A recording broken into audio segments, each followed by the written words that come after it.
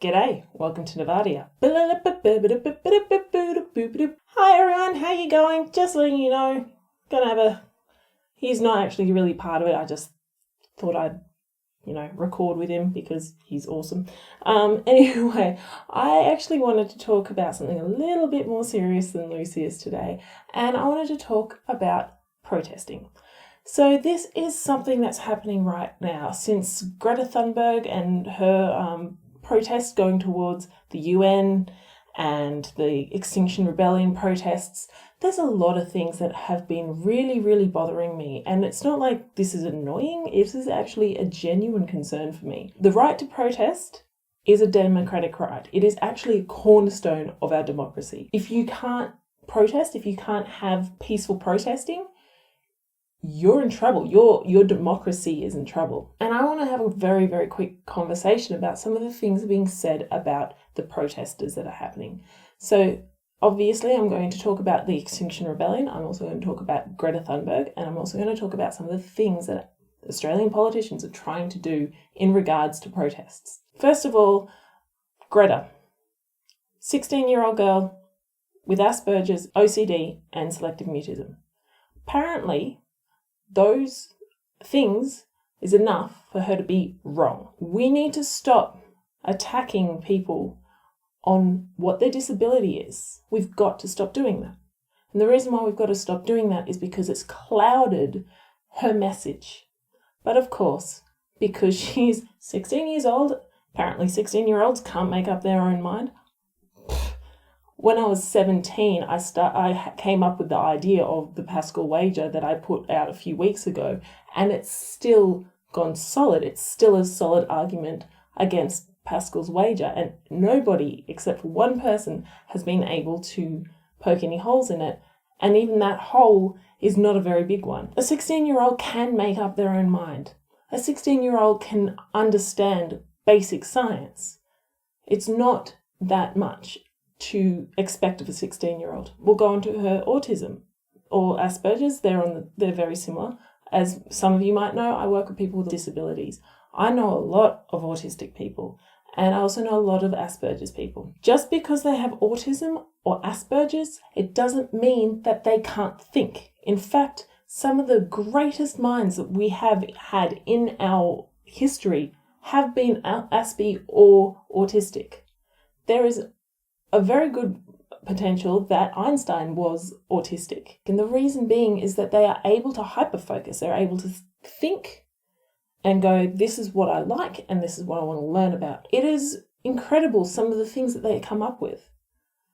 The idea of the scientist that can't interact socially with people, it's an awful and very, very wrong stereotype. But there may be an element of truth in that, because a lot of very high functioning autistic people are also researchers. So her disability as autistic/Aspie, which are, as I said, very, very similar, it's actually probably one of the reasons why we should be talking to her and we should be thinking about what she's saying, because she knows her stuff. Because she has OCD, I'm not sure how it manifests with her. That is not an excuse to say, hey, you can't listen to her. People with OCD are not intellectually disabled. Just pointing that one out. And she has selective mutism, and yet she went and spoke in front of the UN because this is how much passion she has for it. She probably has better understanding of climate science than I do. And I'm pretty up to date, at least with the chemistry side of things. We should not be dismissing her for her age.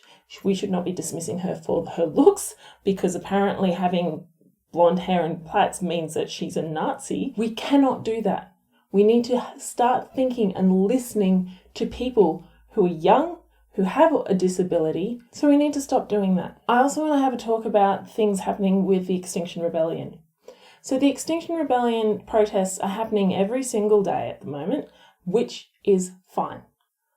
As I said before, being able to peacefully protest is a cornerstone of our democracy. So if that's being attacked, that is scary. The things that are coming out of people, especially on the more conservative side of the media, in regards to protests, is really, really concerning. So some of the things that they've said, especially about the school kids, is downright disgusting. Hearing them say they're being indoctrinated by science, which makes no sense because science is not there to indoctrinate, it is there to teach. And the science is there, the facts are there. You cannot be indoctrinated by facts, in my opinion. I could be wrong, but I don't think you can be. If it's facts, that's facts. And if they read and looked at the science, their understanding is no less valid than the understanding that I would have as an adult. The attacks on them because they are going on a school day, of course. And this is something that a lot of people are saying about the Extinction Rebellion that I really don't like, is that these people are disrupting, and everyone's like, well, they shouldn't disrupt because it's inconvenient. That's the point of a protest. The point of a protest is to get what you're saying out there. What's the point of having a protest, in the corner of a pub that no one goes to? There's literally no point to that. You need to make a loud noise to be able to go, I don't like this. This needs to change. Like, seriously, I cannot believe that this is one of the arguments, one of the things that one of the criticisms that are being levied towards these protesters. That's the point of a protest. It's basically a collective tantrum saying, I want you to change this, and we will continue to make your life inconvenient until you change this. All these people are doing is just demanding that something is done about climate change. Which leads me on to the next thing. A lot of people are saying that because protesters are unemployed, their opinions are invalid. No, they're not. Their opinions are definitely not invalid. Being unemployed does not mean that you are not any less than someone who is employed. It doesn't mean that your voice is worth less than someone who is employed. Your voice is just as important. In Australia, we have one vote is one vote. Unlike the American system, the vote of the unemployed is just as important as the vote of someone like myself who is full-time employed. We need to stop saying that unemployed people are professional protesters, because they're not. If you wanted to protest professionally, you'd become a billionaire, because that means that you would have the resources and the money to be able to influence policy. What they're doing is they're making their voices heard. Another issue that I have is that Peter Dutton, our treasurer in Australia, has said that if a person who is on New Start, which is like our to tide you over when you get a job, so your New Start or any form of government benefits, if you're on that and you get arrested for protesting, you will get your money docked. Okay, massive issue with this one. First of all, you are punishing somebody for doing their democratic right and responsibility in some cases to protest. That is a democratic right as an Australian to do that. You cannot threaten them with their payments. Second of all, it has been very, very, very, very, very clearly pointed out that the New Start allowance is not nearly enough to live on. People who are on the New Start allowance, it's at 60% of the poverty line. It is actually a barrier to getting a job. It is that low. I can even link so many sources for you to read in the description below if you're interested in reading it. Threatening a person who has very little money with taking their money off them for exercising their democratic right is an attack on our democracy. When I say that this is a slippery slope to fascism, I mean it.